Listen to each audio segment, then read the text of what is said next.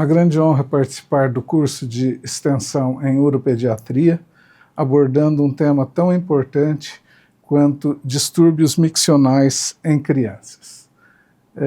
Eu sou formado pela Faculdade de Medicina da USP, fiz residência no Hospital das Clínicas, fiz o pós-doc na Universidade da Califórnia, São Francisco, fiz meu doutorado em livre docência na USP. Atualmente sou coordenador do Núcleo de Incontinência Urinária do Hospital Sírio-Libanês, do Serviço de Uropediatria do Hospital Infantil Menino Jesus. Eu não tenho nenhum conflito de interesse com esta aula e eu vou basicamente falar das principais disfunções miccionais em crianças, e aqui nós incluímos as disfunções miccionais não neurogênicas e as disfunções miccionais neurogênicas. Entre as disfunções miccionais não neurogênicas, eu não vou me ater à enurese noturna monossintomática, visto que esse tema é amplo e será abordado numa aula específica sobre ele. Bom, começando pelas disfunções miccionais não neurogênicas. O que são crianças com disfunções miccionais não neurogênicas? São crianças que apresentam problemas para urinar, tipo urgência, crianças que perdem urina, seja de noite, seja de dia, e que não apresentam nenhuma malformação do trato urinário ou do trato neurológico. Então são crianças que teriam tudo para urinar normalmente e, no entanto, não o fazem devido a um problema funcional.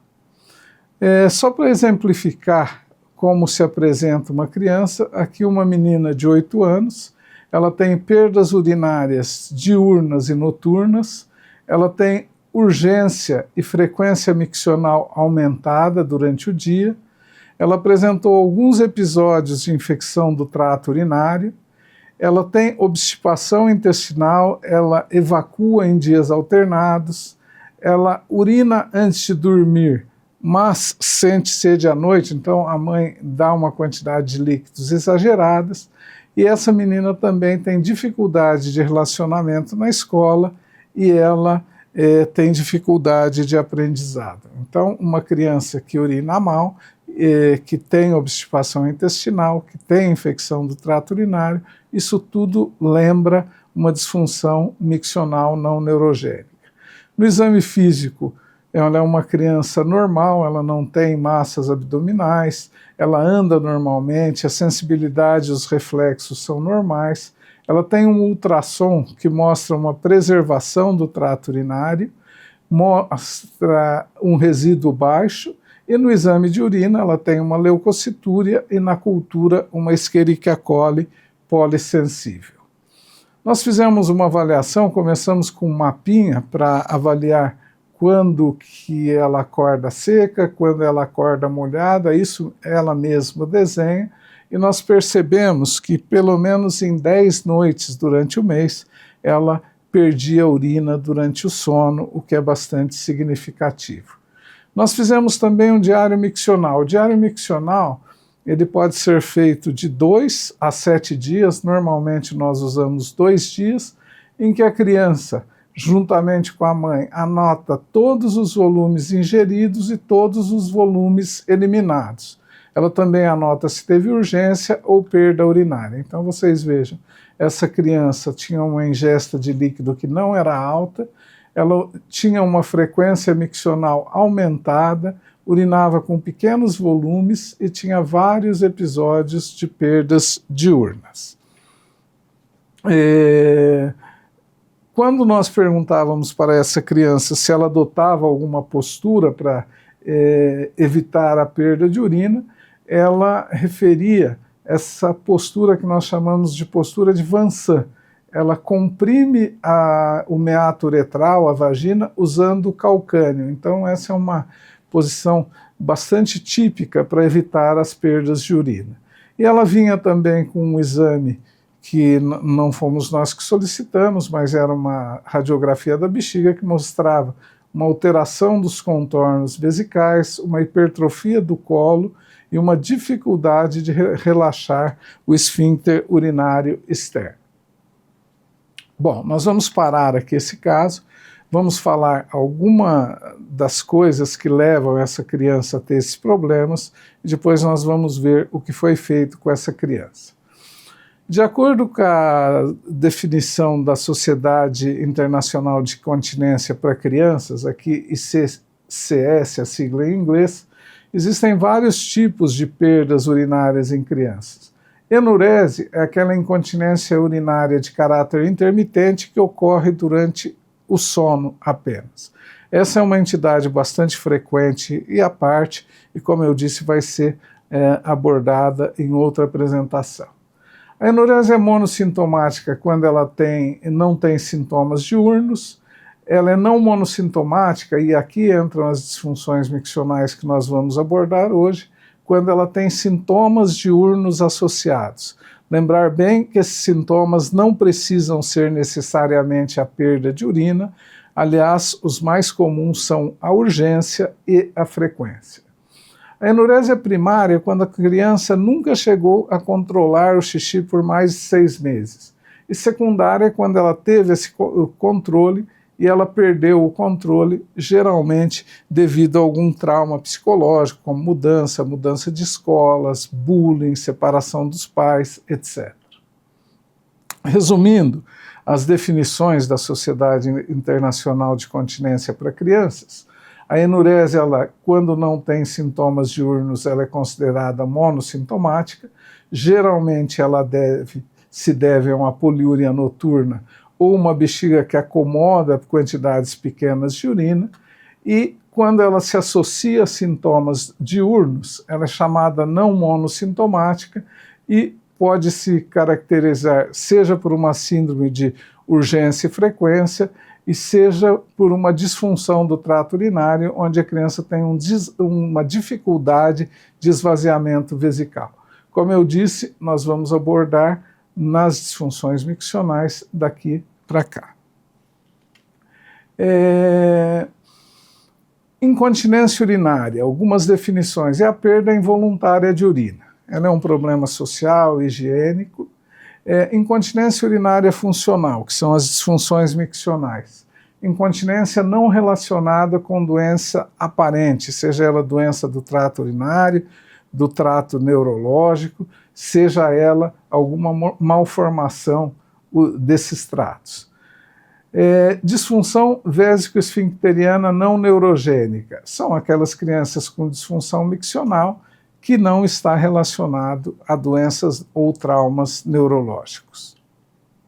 Bom, a classificação da ICCS, ela se baseia nos sintomas em estudos de fluxo resíduo. Então nós teríamos, dentro das disfunções miccionais não neurogênicas, a síndrome da urgem e urge-incontinência, que é a bexiga hiperativa da criança.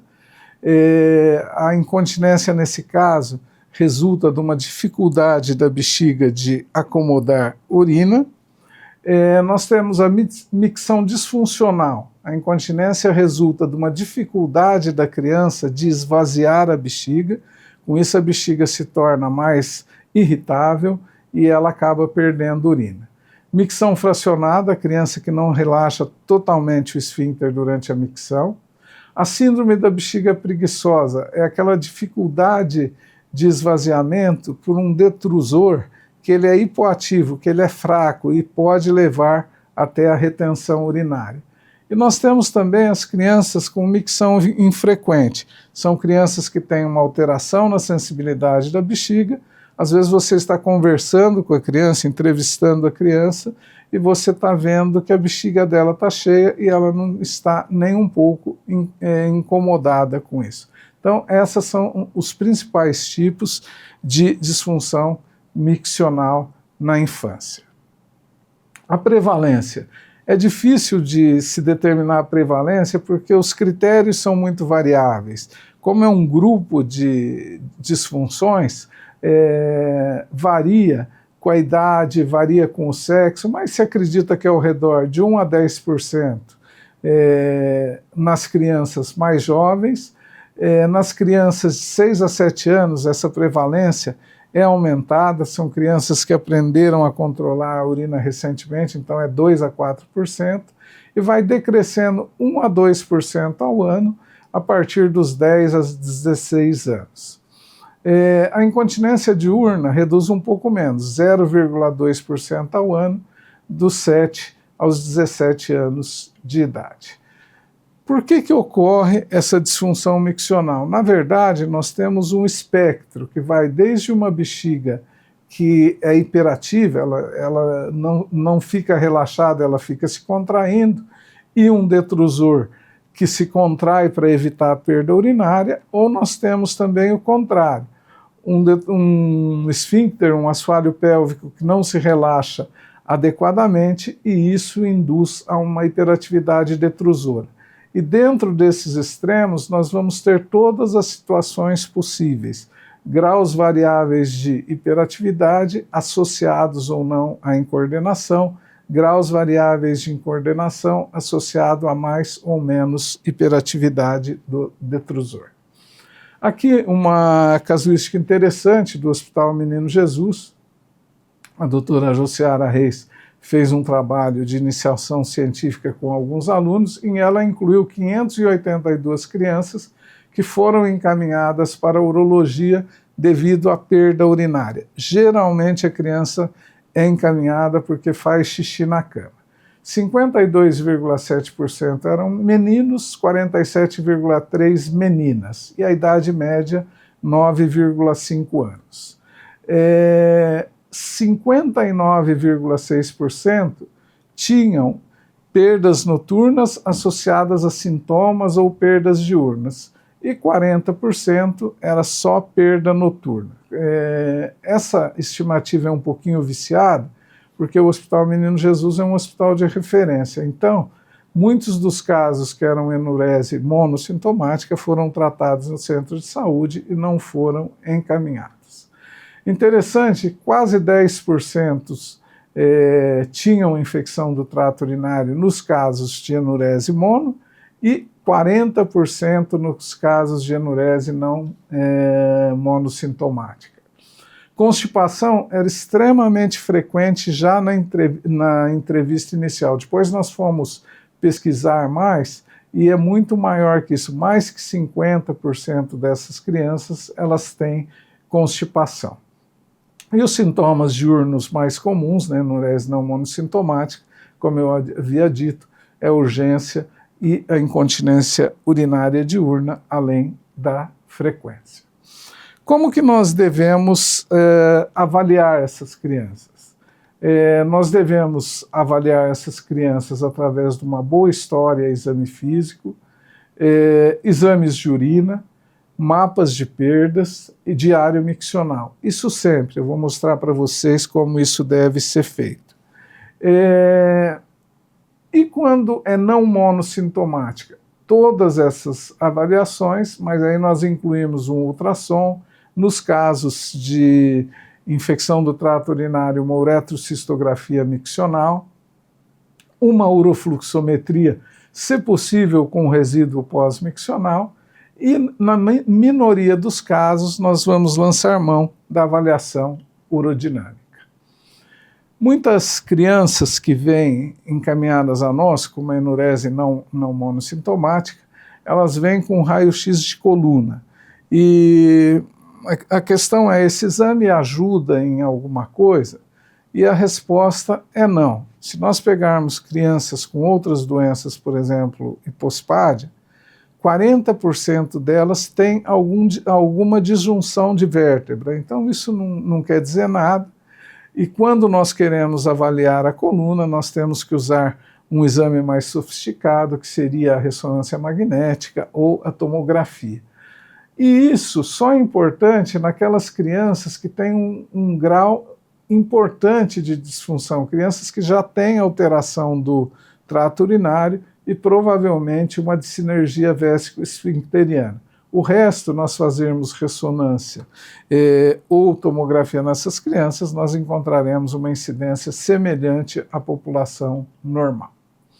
Como eu disse, dentro da avaliação, nós tentamos criar uma ficha de screening para que a rede pública inteira pudesse avaliar as crianças e ver se elas tinham enurese mono ou não monossintomática. Então aqui, ó, se molha a cama, se já tem mais que 5 anos, se já tratou do problema, se os pais ou a mãe tiveram o problema, porque no caso da enurese monossintomática existe um fator genético, se tem perdas diurnas, se tem frequência maior que 8 ou menor que 3, se tem urgência, se tem esforço e se tem alterações anatômicas. Qualquer um desses que responda sim, já seria uma enurese não monossintomática, uma disfunção miccional e deveria ser abordado como tal. Nessa mesma ficha a gente aproveita para ver se tem infecção, se toma muito líquido à noite, se tem obstipação, o que é muito importante,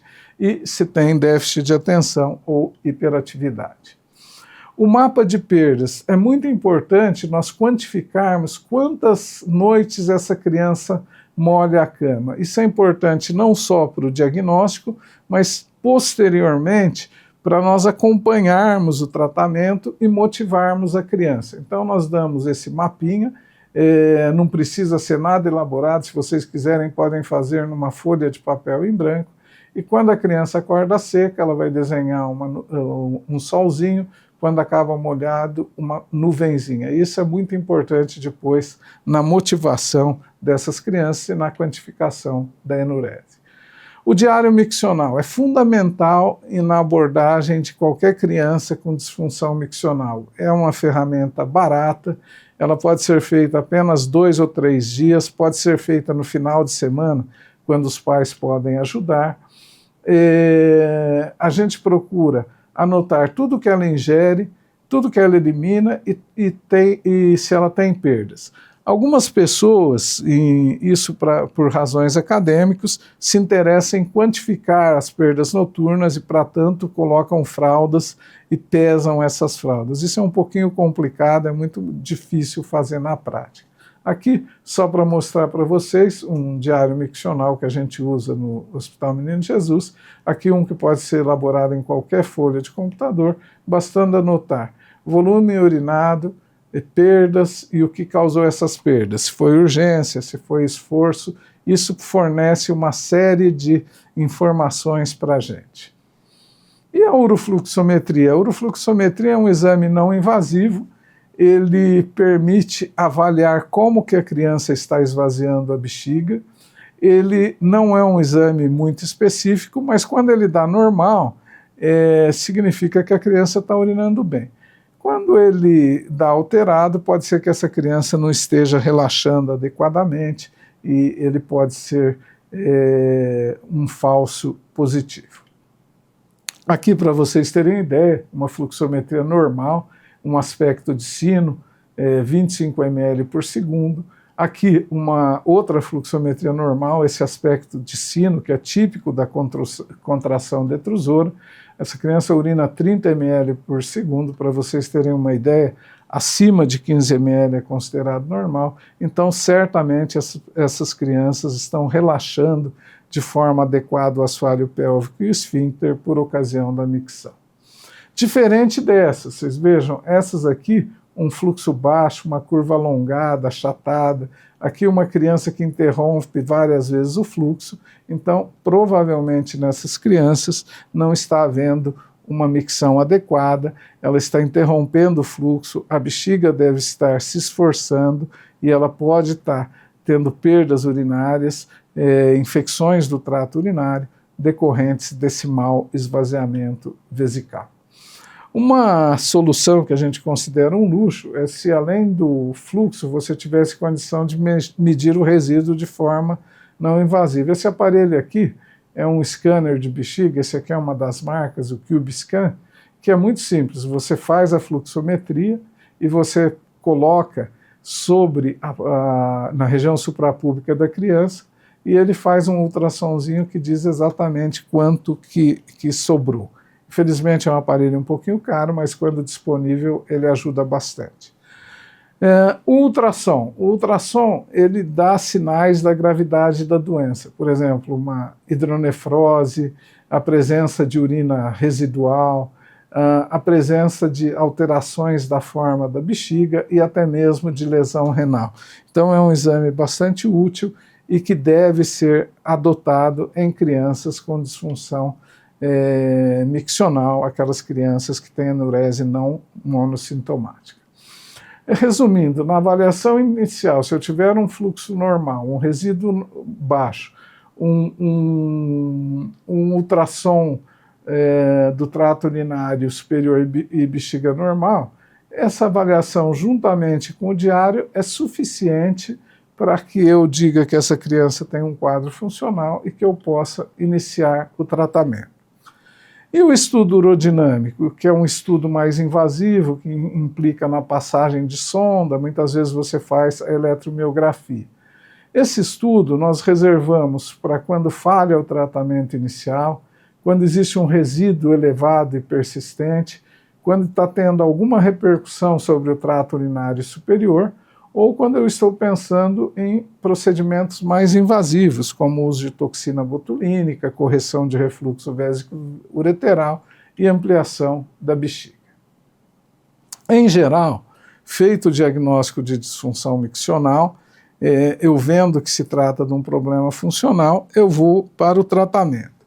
E o tratamento ele vai envolver várias etapas. A primeira, desmistificação e orientação, ensinar como e quando urinar, sempre tratar a constipação intestinal, mais de 50% dessas crianças têm constipação. Nos casos de crianças que se apresentam com infecção, fazer uma profilaxia dessas infecções, fazer o treinamento miccional, eletroestimulação e biofeedback, às vezes usar anticolinérgico e às vezes usar suporte psicológico.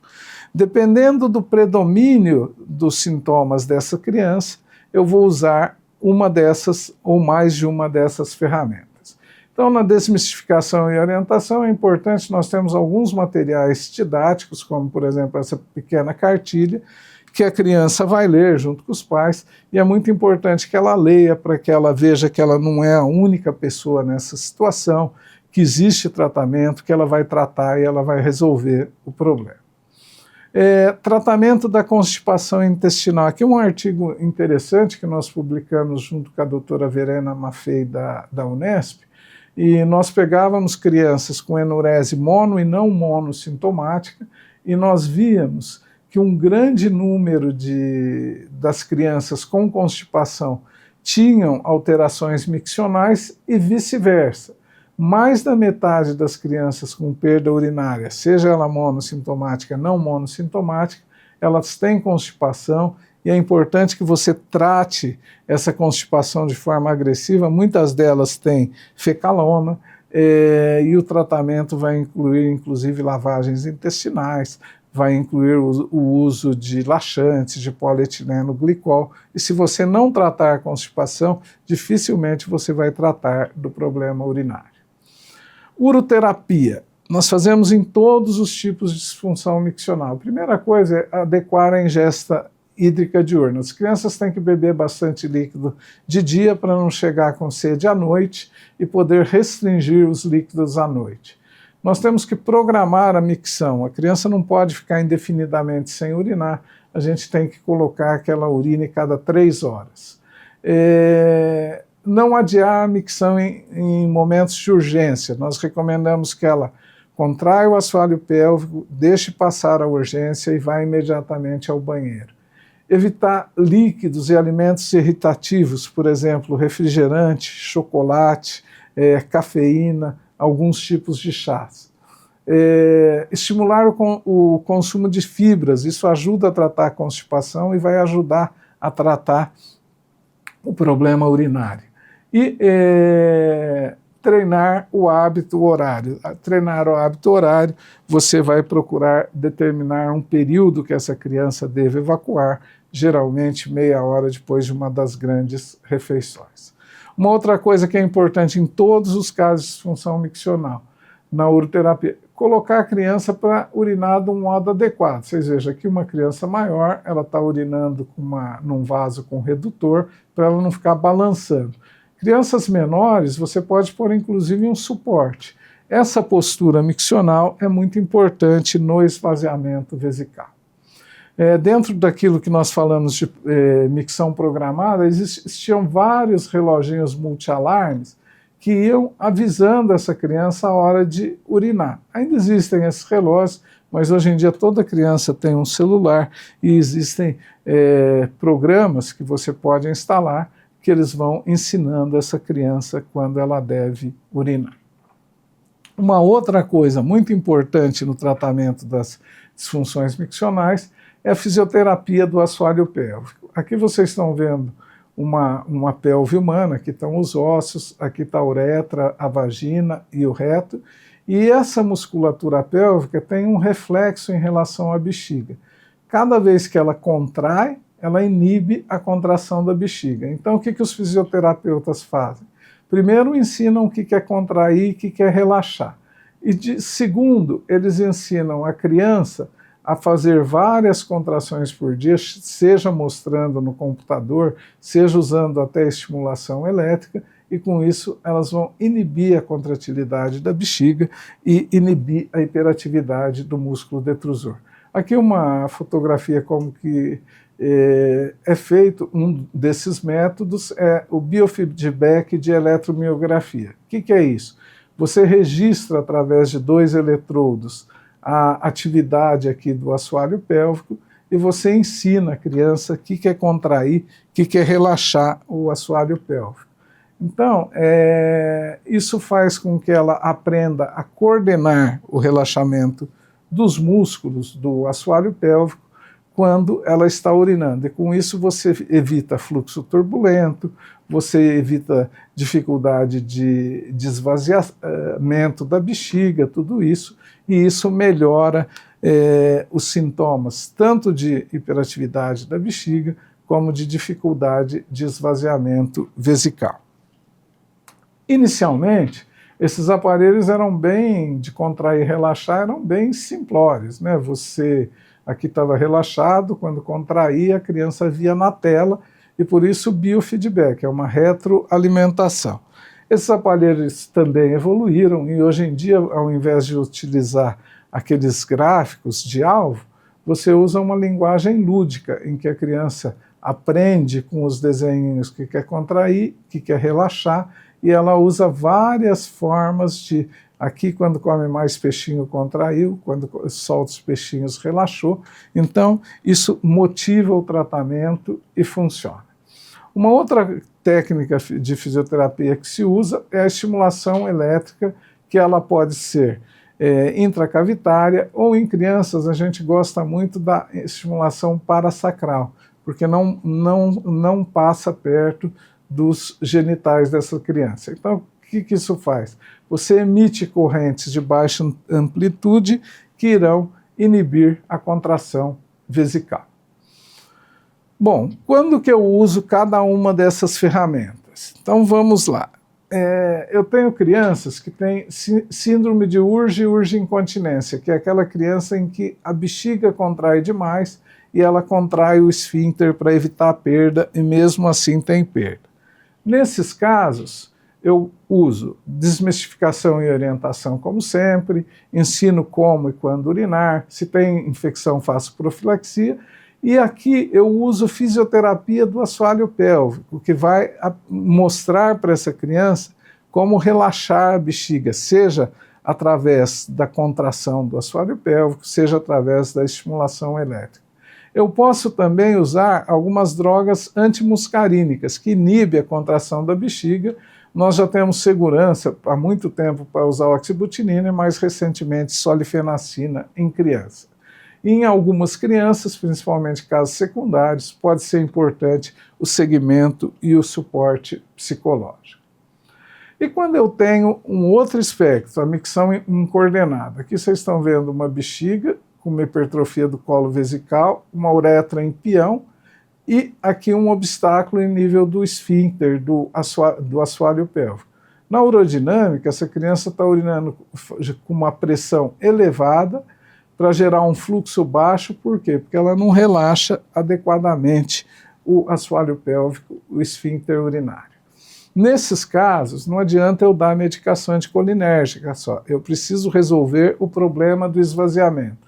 Então, além de todas aquelas medidas gerais, né, tratamento da constipação, se tiver profilaxia, aqui não cabe o uso de antimuscarínicos, senão eu posso causar até retenção. Mas aqui funciona muito bem o biofeedback, principalmente, e mais recentemente nós vemos que a estimulação elétrica também funciona nesses casos. E nos casos em que houver um fator psicológico associado, a gente pede ajuda a um terapeuta.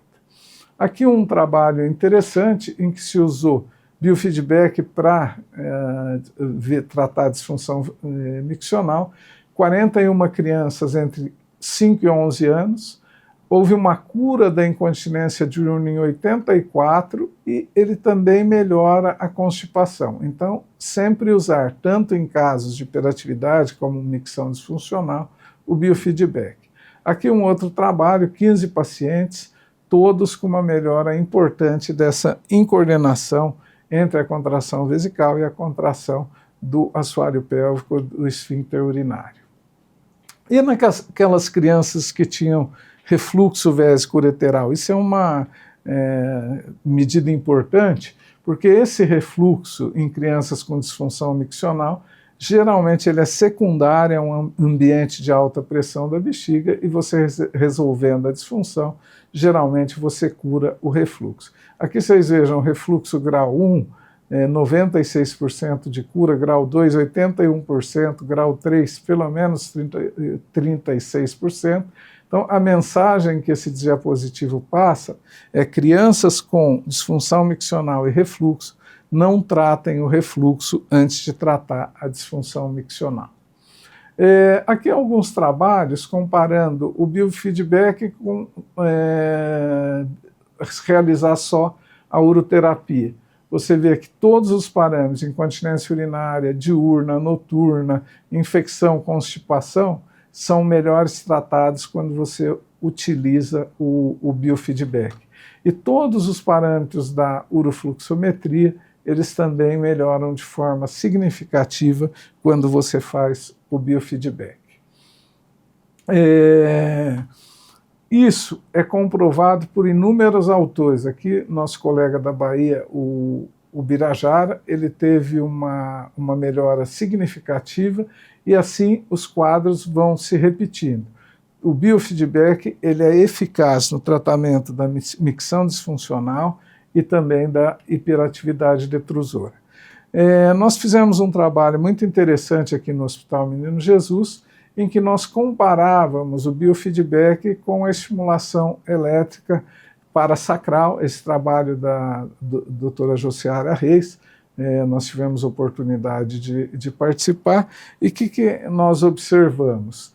Que tanto o biofeedback quanto a estimulação elétrica, ele era útil em crianças com micção disfuncional, melhorava a frequência, melhorava a urgência, incontinência, enurese e qualidade de vida. Vocês vejam aqui, talvez o biofeedback não melhorou a frequência, mas todos os outros parâmetros ele melhorou. E a estimulação elétrica também, ela melhorou todos os parâmetros. Esse foi um estudo prospectivo. Nós notamos também que houve uma melhora significativa na capacidade vesical funcional de todas essas crianças, tanto que fizeram biofeedback como estimulação elétrica, e nós tivemos uma redução significativa do número de infecções do trato urinário em ambos os grupos. Os resultados foram superponíveis, embora o número de sessões de estimulação elétrica foi superior, quase 20, em relação a quase 10 com o biofeedback. Atualmente esse trabalho continua e nós estamos procurando associar as duas coisas. Vocês vejam aqui um exemplo, uma criança que urinava mal, não relaxava o assoalho pélvico, ela teve uma melhora significativa do fluxo urinário com esse tipo de tratamento. Esse trabalho, por ser prospectivo, bem conduzido, ele ganhou o melhor prêmio na International Continence Society em 2017 em Florença. Foi uma satisfação muito grande, junto com a doutora Jussiara Reis, receber esse prêmio nesse congresso. Bom, nós estamos falando das disfunções mais leves, da hiperatividade, daquela que predomina em coordenação. E existem disfunções mais graves? Sim.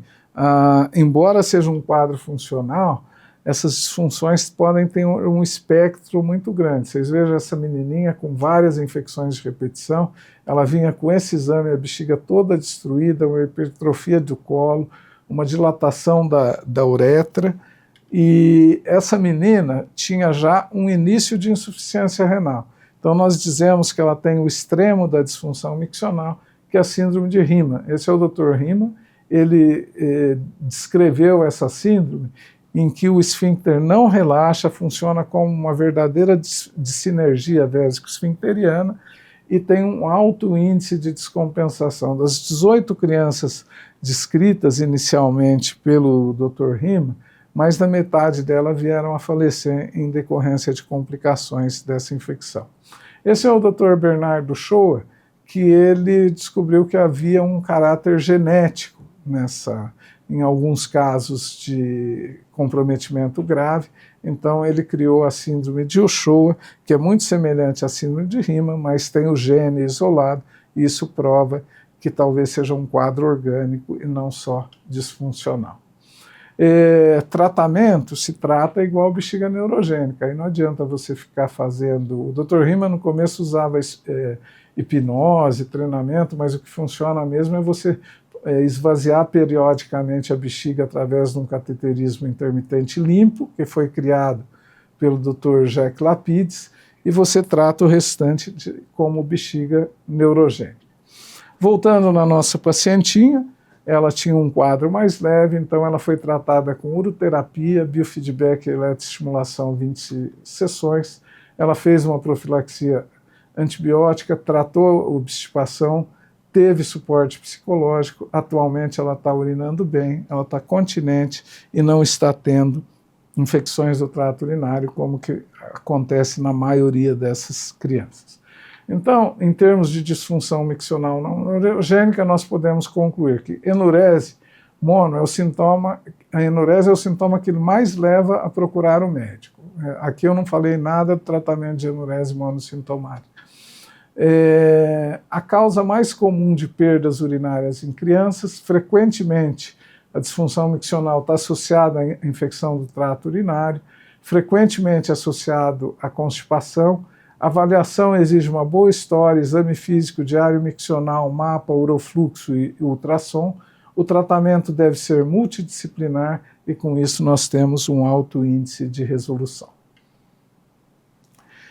Dando continuidade às disfunções miccionais da infância, agora nós vamos falar nos casos mais graves, que são as disfunções miccionais neurogênicas.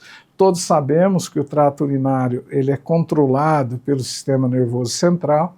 Nós sempre dizemos que o cérebro é o computador central e que a medula é a fibra óptica que faz os órgãos agirem.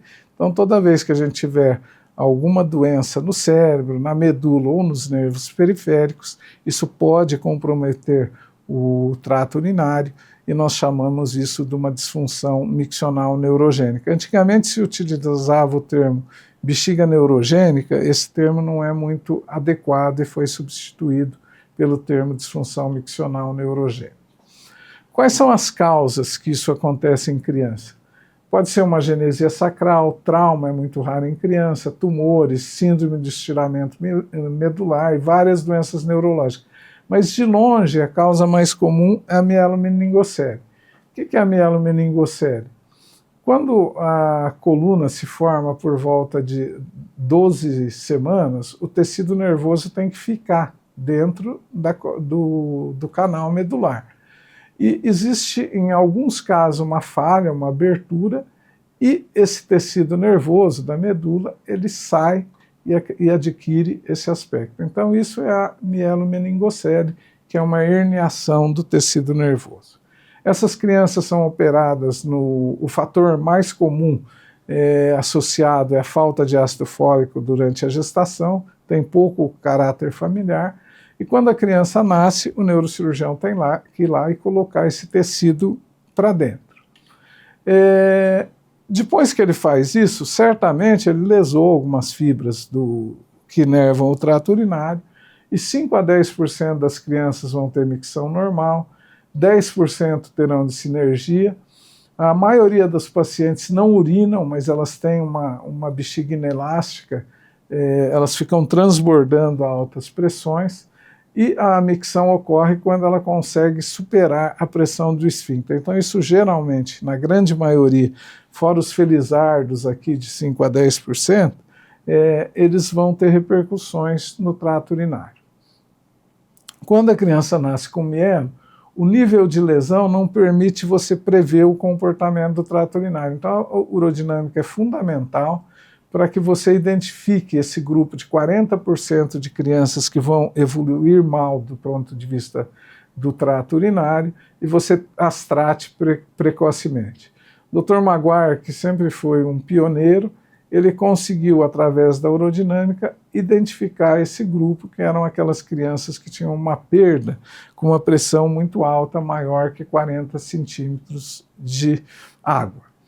Então, diferente das disfunções não neurogênicas, aqui nós vamos usar muito mais a urodinâmica e identificar a população de risco.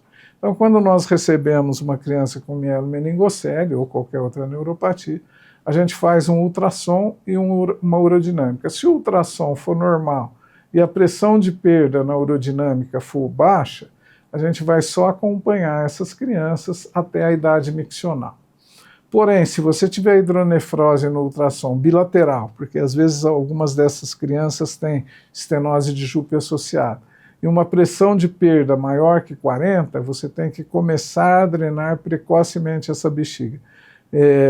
Seja fazendo cateterismo, e aí você pode associar anticolinérgicos para relaxar a bexiga, e nos casos que isso não é viável, você pode fazer uma vesicostomia. Quando é viável, você faz o cateterismo, quando essa criança está maiorzinha, se ela não responde a anticolinérgico, você pode associar toxina botulínica, ou mesmo cirurgias de ampliação da bexiga, nós vamos ver em detalhes cada um desses pontos. Vocês vejam, aqui é uma criança que tinha uma ureterohidronefrose bilateral com refluxo, era uma criança pequena, nós fizemos uma vesicostomia. A urina passa a sair toda aqui pelo pezinho da barriga, você reduz a pressão e depois, quando essa criança cresce, aprende a fazer o cateterismo, você pode fechar essa vesicostomia. Aqui, o tratamento, tem crianças que têm sinergia vésico-esfincteriana. Você veja, está enchendo a bexiga dela, na hora que a bexiga vai esvaziar, o esfíncter se contrai e isso gera uma perda de altíssima pressão, que com o tempo vai destruindo a bexiga e até os rins. Então, nessas situações, você tem que usar o que o Dr. Lapides nos ensinou. Ensinar a mãe a passar uma sondinha 4 vezes por dia, pelo menos. O grande ovo de Colombo do Dr. Lapides não foi ensinar a passar a sonda, mas ensinar que você não precisaria de luva, antisséptico, nada disso. Então, você simplesmente lavaria as mãos, o que torna o procedimento mais simples e factível. E isso proporcionou melhorar muito o tratamento de todo paciente com bexiga neurogênica. Aqui só mostrando, né, quando homem, um cadeirante, ele pode passar sondinha, quando é mulher, ela abre um pouquinho a perna, também passa e esvazia a bexiga. Nós chegamos a fazer um manual para ajudar esses pacientes no Hospital das Clínicas, e é lógico que as sondas evoluíram, atualmente tem os catéteres hidrofílicos, que dispensam inclusive o uso de lubrificante e proporcionam menos infecções ou trauma da uretra. Bom, eu dei remédio, melhorei o reservatório, eu estou drenando periodicamente, mas a capacidade da bexiga ainda não está boa. Aí, o que eu tenho que saber? Eu tenho que saber que a inervação da bexiga é principalmente colinérgica, aqui em laranja. Se eu bloqueio essa atividade colinérgica ou muscarínica, porque é o pós-neurônio, eu vou relaxar essa bexiga.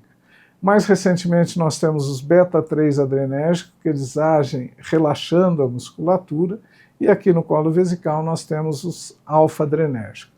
Baseado nesse conhecimento de receptores, foram desenvolvidas inúmeras drogas que servem para aumentar a capacidade da bexiga, para então, eu fazendo o cateterismo, a bexiga se esvaziar e dar mais autonomia para a criança poder ficar, inclusive, seca. Existem várias drogas que são drogas anticolinérgicas ou antimuscarínicas, todas essas aqui nós temos no Brasil, que têm ótimo nível de evidência e ótimo grau de recomendação. Quando nós olhamos especificamente em crianças, a oxibutinina, o tróspido e a solifenacina já têm estudos que nos permitem utilizar com segurança. Muitas vezes, essas drogas geram efeitos colaterais, e esse efeito colateral se deve pela primeira passagem no fígado. Então, quando eu tiver efeito colateral, uma alternativa que eu tenho é, ao invés de eu colocar essa droga via oral, eu injetar por ocasião do cateterismo. O uso intravesical da oxibutinina, ele permite maior nível sérico e menos efeitos colaterais, porque não tem a passagem do fígado.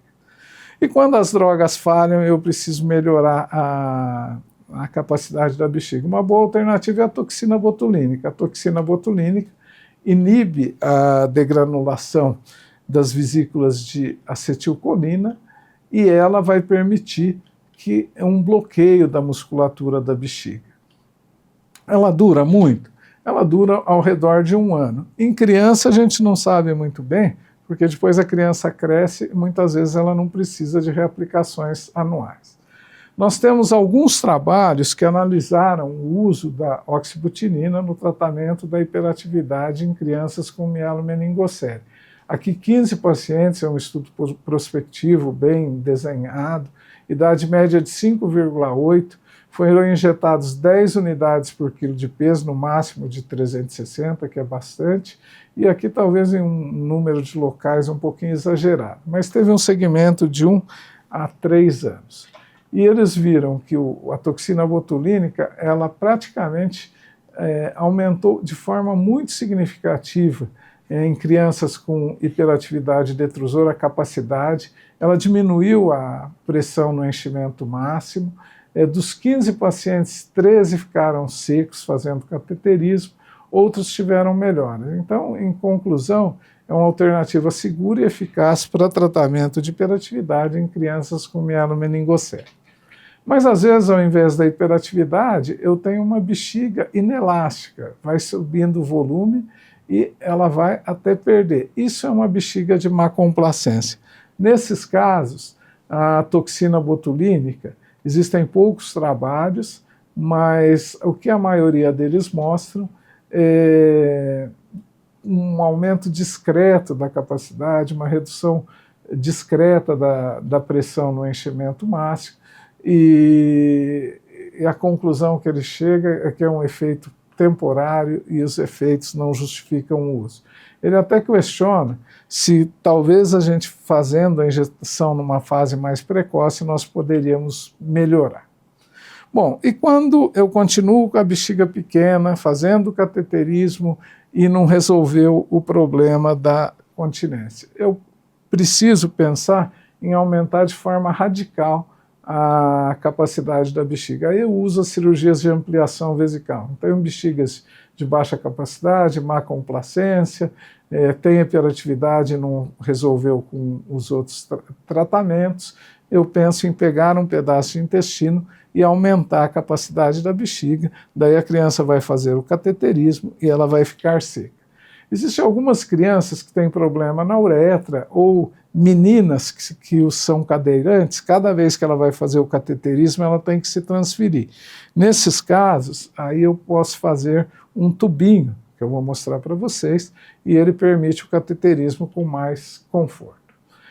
A ampliação geralmente é feita com ilho. Aqui vocês veem uma foto da cirurgia, a bexiga toda dissecada, né? Aqui nós escolhemos um segmento de íleo, que nós podemos ver muito bem a irrigação, e destubulizamos esse íleo e juntamos a bexiga. Com isso, nós aumentamos muito a capacidade dessa bexiga. Vocês vejam isso no pré, isso aqui no pós-operatório, e isso vai gerar uma bexiga não só maior, mas de baixa pressão, que a criança fazendo cateterismo, 2/3 dessas crianças vão preservar o trato superior e vão ficar continentes. Aqui os trabalhos que tem mostram uma melhora de mais de 200% na capacidade, normaliza a complacência e resolve a continência em pelo menos 2/3 das crianças. Existem complicações, claro, o intestino ele absorve urina, então acidose metabólica, você tem que dar bicarbonato e você tem que ficar muito vigilante quanto ao cateterismo nessas crianças. O cateterismo, se ele não for feito, essa bexiga pode até se romper. Existe produção de muco, formação de cálculos, mas tudo isso você acompanha periodicamente e trata. Não tem muitos estudos prospectivos, né?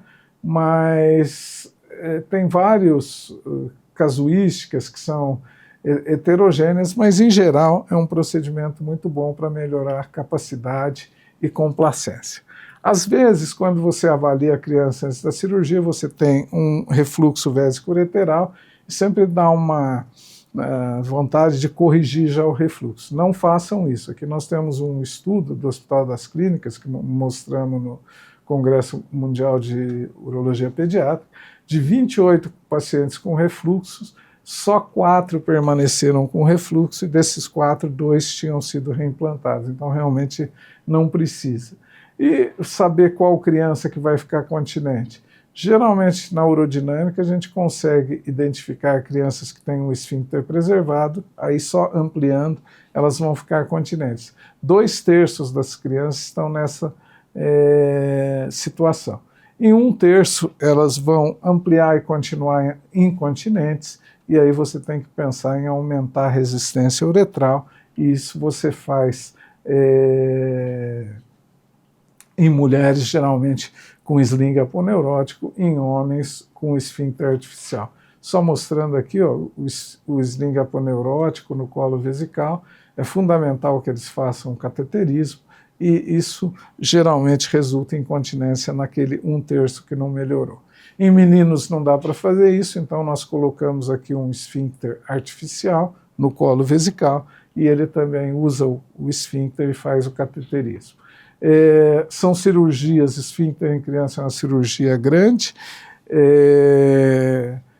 tem uma taxa de revisão considerável,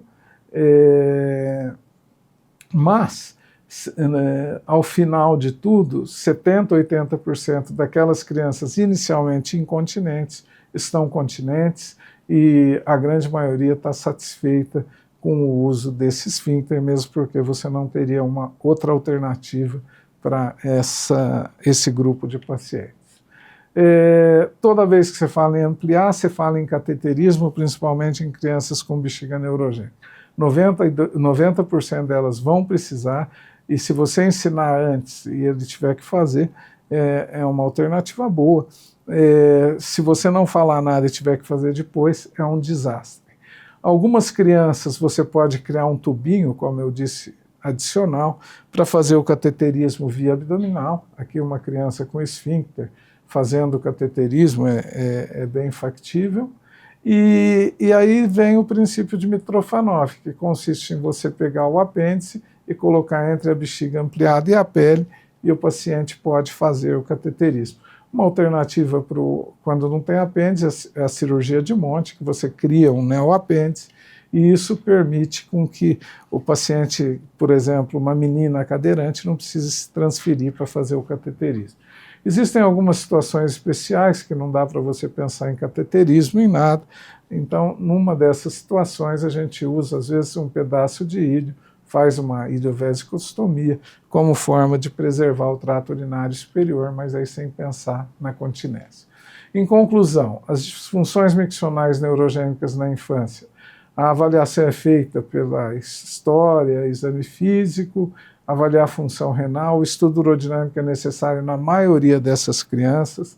O cateterismo intermitente é uma ferramenta fundamental para o tratamento, para esvaziar a bexiga. Quando você precisa aumentar em 50%, você consegue com o tratamento medicamentoso. Às vezes você pode usar toxina botulínica ou cirurgias maiores de ampliação de íleo naqueles casos da bexiga inelástica. Correção de refluxo geralmente não é necessária, e o estômago deve ser reservado àqueles casos com dificuldade de cateterismo, seja por problemas na uretra, seja por dificuldade de transferência da menina cadeirante. Finalmente, eu queria agradecer mais uma vez a oportunidade de participar do curso de extensão em uropediatria, e aqui está o Hospital Infantil Menino Jesus, onde nós desenvolvemos grande parte dos trabalhos que eu mencionei aqui. Muito obrigado.